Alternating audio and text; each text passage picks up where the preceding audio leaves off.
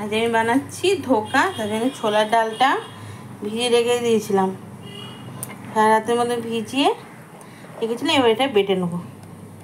দেখছেন ভালো ভিজে গেছে, এবার বেটে নিই।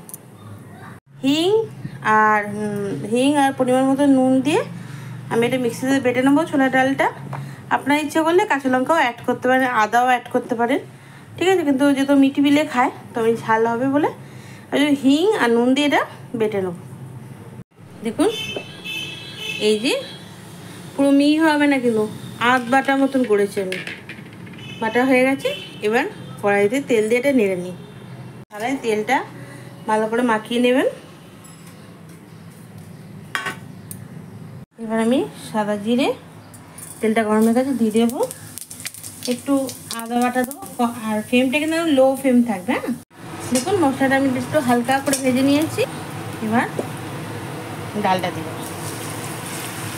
দিয়ে ভালো করে নেড়ে শুকিয়ে নেব, সুন্দর করে নেড়ে নেব। চিনি দিয়ে দিয়েছি, খুব ভালো করে এটা ততক্ষণ করতে হবে, নাড়তে হবে ততক্ষণ না পুরোটা শুকিয়ে যাচ্ছে। হ্যাঁ ঠিক আছে, এই যে দেখছেন ডাইরেক্ট হয়ে গেছে। এবার এটাকে ভালো করে হাত দিয়ে সুন্দর করে ছড়িয়ে দিতে হবে, দিয়ে ঠান্ডা করে নেব। দেখুন পুরোটা হাত দিয়ে সেট করে নিয়েছি। এবার এটাকে ঠান্ডা হতে দেবো, দিয়ে তারপর কেটে পিস পিস করে কেটে নেবো, নিয়ে ভেজে নেবো। আলু টুকরো টুকরো করে কেটে নিয়েছি। বেশি আলু আমি ব্যবহার করছি না। কড়াইতে আমি না এখানে সরষের তেলই পুরোটা রান্না করবো। আপনার ইচ্ছা করলে সাদা তেল ব্যবহার করতে পারেন। আমি সরষের তেল পরিমাণ মতন দিয়ে দিয়েছি। আমি গরম হচ্ছে, আলুগুলো আগে ভেজে তুলে নেব। এই যে আলুগুলো ভেজে নিচ্ছি, খুব বেশি ডিপ করে হবে না, হালকা হালকা করে আলুগুলো ভেজে নিচ্ছি। দেখুন পিস পিস করে কেটে নিয়েছি। এবার খুব হালকা হাতে খুব তাড়াতাড়ি দেখাচ্ছি।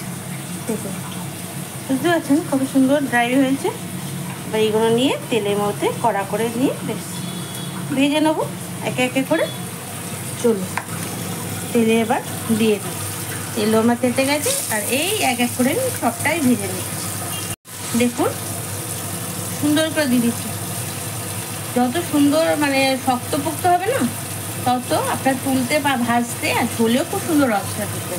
চলুন এবার ভেজে নিই পরপর করে, তারপর বাকিটা দেখাচ্ছি। দেখুন লাল লাল করে ভেজে নিয়েছি। এবার আমি তুলে নেব। দেখেছেন ভাজাগুলো যতই জোরে করুন ভাঙবে না, কিন্তু এত শক্তপোক্ত হয়েছে।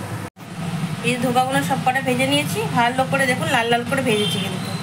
এবার ওই ধোকা ভাজার তেলটার মধ্যেই আমি ফোড়নগুলো দিয়ে দেবো সব। তেজপাতা, ছোটো এলাচ, সাদা জিরা। একটু ফোড়নটা ভাজা ভাজা হয়ে যাক। দেখুন ফোড়নটা ভালো করে ভাজা হয়ে গেছে। এবার দিয়ে দেবো আমি এক এক করে মশলা। দেবো আদা বাটা। আদা বাটা দেওয়ার পরে ছিটে গেছে বলে হাতটা সরিয়ে নিলাম। তারপর দেবো পরিমাণ মতো লঙ্কার গুঁড়ো, তারপর দেব হলুদ গুঁড়ো পরিমাণ মতো, আর একটা জিনিস দেবো, এটা হলো জিরে বাটা। হ্যাঁ, দিয়ে এবার ভালো করে মশলাটাকে কষিয়ে নেবো। খুব সুন্দর করে মশলাটাকে কষাতে হবে যতক্ষণ না তেলটা গা থেকে ছাড়। তার সময় দেবো নুন মিষ্টি। সব কটা মশলাকে খুব সুন্দর করে মিশিয়ে নিই। আচ্ছা আর দিয়ে তো ভুলে গেলাম, এটা হলো টমেটো। আমি টুকরো করে গেছি, এই তো টমেটো দিয়ে দিলাম। দিয়ে হালকা একটু জল দেবো যাতে মশলাটা ভালো করে সিদ্ধ হয় আর ভাজা ভাজা যাতে পড়ে না, ঠিক আছে।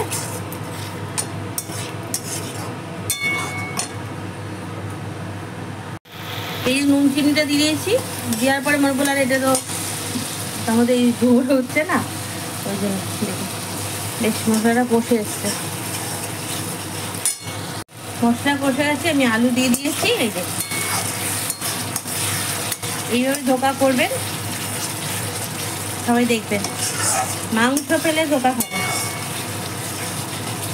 আর যারা নিরামিষ খেতে ভালোবাসে তাদের তো ভীষণ প্রিয় খাবার। আমার বাড়িতে সবাই একটু নিরামিষ খেতে ভালো। হয়ে গেছে। এবার পরিমাণ মতন জল দিয়ে দেবো। ঝোলটা ভিজের মতন হবে, ডুববে সেরকম পরিমাণের মধ্যেই জল দিতে হবে। ব্যাস রেডি। এবার ফুটুক, তারপর ধোকা বানা দিয়ে দেবো।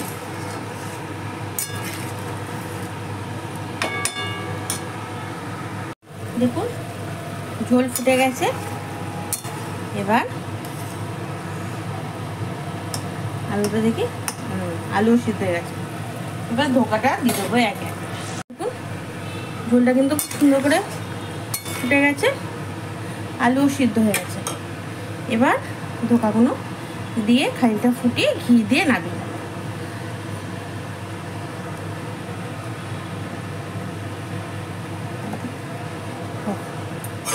দিয়ে সুন্দর করে রঙটা ভালো এসে না দেখতে, ব্যাস।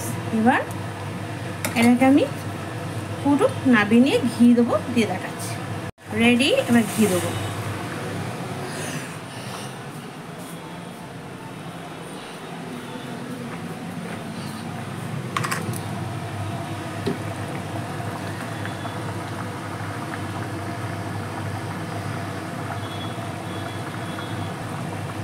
এবার ব্যাস রেডি, ঢেলে নিই। দেখুন ঢেলে ফেলার পরে ফুটছে, কেমন লাগছে অবশ্যই কমেন্ট বক্সে জানাবেন। ঢেলে ফেলেছি।